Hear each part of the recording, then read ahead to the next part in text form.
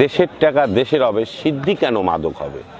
সরকার কেন এত বড় রাজস্ব আয়ের থেকে বঞ্চিত থাকবে?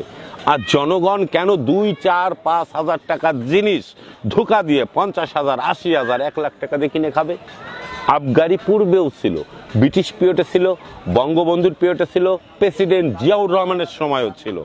স্বৈরাচার সরকার এর স্বাদ বুঝতে না পেরে সাধুদের খানার উপরে হানা দিয়ে যুব সমাজের এনে দিয়েছিল হিরো। তাই তো এরশাদ চাচা হয়ে গেল জিরো। রানিং ক্ষমতাকালীন কুষ্টিয়া থেকে জুতার মালা গিফট পেয়ে গেল। 72-এর অধিবেশনের চাপ, 87-তে এরশাদ চাচা সিগনেচার করে 104টা দেশের ভিতরে গোল্ডেন বাংলাদেশ একটা দেশ।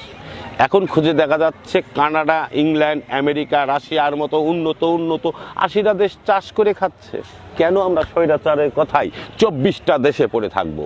আইন তার জন্যই প্রযোজ্য থাকা উচিত যার এজ 25-এর নিচে, কারণ তারা আমাদের সন্তান এজ গ্র্যাজুয়েশন কমপ্লিট করতে গেলে 25 লাগে। তাই 25-এর নিচে যারা, তাদের জন্য আইন বরাবর থাকবে। আর 30-এর ঊর্ধ্বে যারা, তারা সরকারি প্রতিনিধির মাধ্যমে কিনে খাবে। সরকার বড় একটা রাজস্ব আয় পাবে।